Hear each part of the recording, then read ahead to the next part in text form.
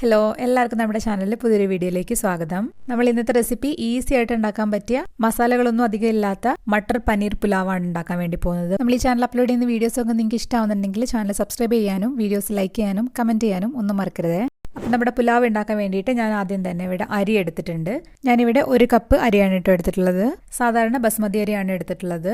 അരി നന്നായിട്ട് കഴുകിയതിന് ശേഷം നമുക്കൊരു 20 മിനിറ്റ് വെള്ളത്തിൽ കുതിർത്തി വെക്കാം.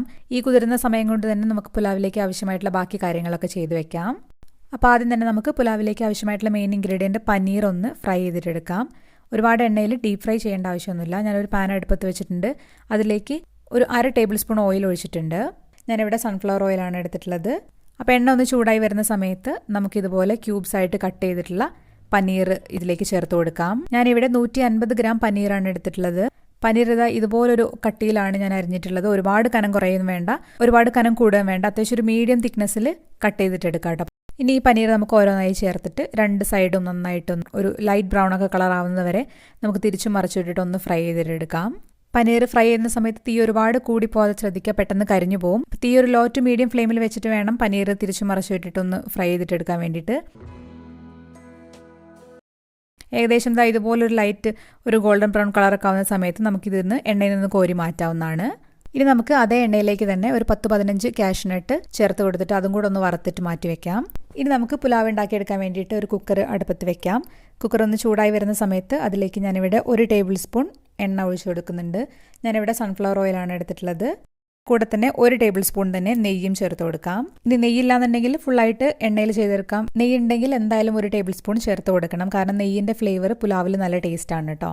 ഇനി എണ്ണയും നെയ്യൊക്കെ ഒന്ന് ചൂടായി വരുന്ന സമയത്ത് നമുക്കിതിലേക്ക് കുറച്ച് മുഴുവൻ മസാലകൾ ചേർത്ത് കൊടുക്കാം.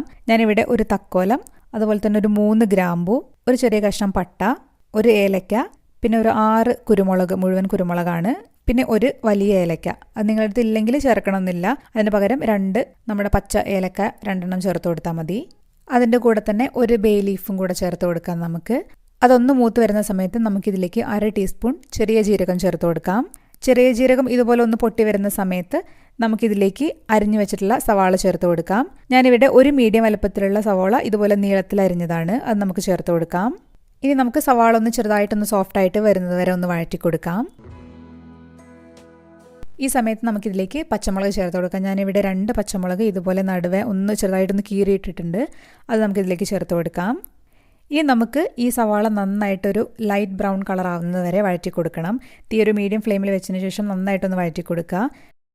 ഇപ്പോൾ സവാളയുടെ കളറൊക്കെ ചെറുതായിട്ട് മാറി വരുന്നുണ്ട്. ഈ ഒരു സമയത്ത് നമുക്ക് ഇഞ്ചി വെളുത്തുള്ളി പേസ്റ്റ് 1 ടീസ്പൂൺ ചേർത്ത് കൊടുക്കാം. ഇനി ഇഞ്ചി വെളുത്തുള്ളി പേസ്റ്റിൻ്റെ പച്ചമണം ഒന്ന് മാറുന്നത് വരെ നമുക്ക് 1 മിനിറ്റ് വഴറ്റി കൊടുക്കാം. ഇപ്പോൾ 1 മിനിറ്റ് കഴിഞ്ഞിട്ടുണ്ട്. ഈ സമയത്ത് നമുക്കിതിലേക്ക് നമ്മുടെ ഗ്രീൻ പീസ് ചേർത്ത് കൊടുക്കാം. ഞാനിവിടെ ഫ്രഷ് ആയിട്ടുള്ള ഗ്രീൻ പീസാണ് ചേർത്ത് കൊടുക്കുന്നത്. ഒരു 1/2 കപ്പാണ് ചേർത്ത് കൊടുക്കുന്നത്. അതും കൂടെ ചേർത്ത് കൊടുത്ത് നമുക്കൊരു 1 മിനിറ്റ് നന്നായിട്ട് ഹൈ ഫ്ലെയിമിൽ വെച്ചതിന് ശേഷം ഒന്ന് വഴറ്റി കൊടുക്കാം. ഇപ്പോൾ 1 മിനിറ്റ് ഒക്കെ കഴിഞ്ഞിട്ടുണ്ട്. ഈ ഒരു സമയത്ത് നമുക്ക് നേരത്തെ കുതിർത്ത് വെച്ചിട്ടുള്ള അരി ചേർത്ത് കൊടുക്കാം. നമുക്കിതിലേക്ക് അരി ചേർത്ത് കൊടുത്തതിന് ശേഷം നമുക്ക് തീ ഒരു മീഡിയം ഫ്ലെയിമിൽ വെച്ചിട്ട് ഒരു 2 മിനിറ്റ് ഇതുപോലെ നന്നായിട്ടൊന്ന് വഴറ്റി കൊടുക്കണം. ഇനി നമുക്കിതിലേക്ക് വെള്ളം ചേർത്ത് കൊടുക്കാം. ഞാനിവിടെ 1.5 കപ്പ് വെള്ളമാണ് ചേർത്ത് കൊടുക്കുന്നത്. 1 കപ്പ് അരിയാണല്ലോ നമ്മൾ എടുത്തിട്ടുള്ളത്. അപ്പോൾ 1.5 കപ്പ് ചൂടുവെള്ളം തന്നെ ചേർത്ത് കൊടുക്കാൻ വേണ്ടി ശ്രദ്ധിക്കുക. വെള്ളം ചേർത്തതിന് ശേഷം നന്നായിട്ടൊന്ന് ഇളക്കി മിക്സ് ചെയ്ത് കൊടുക്കാം നമുക്ക്. ഇനി ഇതിലേക്ക് നമുക്ക് ഉപ്പ് ചേർത്ത് കൊടുക്കാം. കൂടെ തന്നെ നമുക്ക് 1 ടീസ്പൂൺ നാരങ്ങാ നീരും കൂടെ ചേർത്ത് കൊടുക്കാം. നാരങ്ങാ നീരും കൂടെ ചേർത്ത് കൊടുക്കുമ്പോഴത്തേക്കും നമ്മൾ പുലാവ് റെഡി ആയിട്ട് വരുന്ന സമയത്ത് അരി ഒട്ടും ഒട്ടിപ്പിടിക്കാതെ തന്നെ നമുക്ക് കിട്ടും.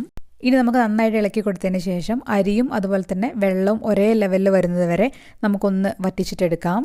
ഇപ്പോൾ ഇത് അരിയും വെള്ളമൊക്കെ ഒരേ ലെവലിൽ വന്നിട്ടുണ്ട്. ഈ ഒരു സമയത്ത് നമ്മൾ നേരത്തെ ഫ്രൈ ചെയ്ത് മാറ്റി വെച്ചിട്ടുള്ള പനീർ ഉണ്ടല്ലോ, അത് ഇതിൻ്റെ മേലെ ഒന്ന് നിരത്തി കൊടുക്കാം. അതിൻ്റെ കൂടെ തന്നെ നമ്മൾ നേരത്തെ വറുത്ത് വെച്ചിട്ടുള്ള കാഷ്നട്ടും കൂടെ ചേർത്ത് കൊടുക്കുന്നുണ്ട്. ഇനി ഇത് നമുക്ക് കുക്കർ അടച്ചു വെച്ചതിന് ശേഷം ഹൈ ഫ്ലെയിമിൽ തന്നെ വെച്ചിട്ട് ഒറ്റ വിസിലിന് ഇതൊന്ന് വേവിച്ചിട്ടെടുക്കാം. ഇനി കുക്കറിൻ്റെ പ്രഷറൊക്കെ കംപ്ലീറ്റ് പോയതിന് ശേഷം നമുക്കിതൊന്ന് തുറന്ന് നോക്കാം. ഇത് വളരെ പ്ലെയിൻ ആയിട്ടുള്ള ഒരു പുലാവാണ്, പക്ഷെ നല്ല ടേസ്റ്റാണ് കഴിക്കാൻ വേണ്ടിയിട്ട്. അപ്പോൾ നിങ്ങൾ എല്ലാവരും ഉണ്ടാക്കി നോക്കണം. അഭിപ്രായം കമൻറ്റ് ബോക്സിൽ വന്നിട്ട് പറയണം. അപ്പോൾ നമുക്ക് അടുത്തൊരു ദിവസം വേറൊരു വീഡിയോ ആയിട്ട് വീണ്ടും കാണാം. അതുവരെ ബൈ.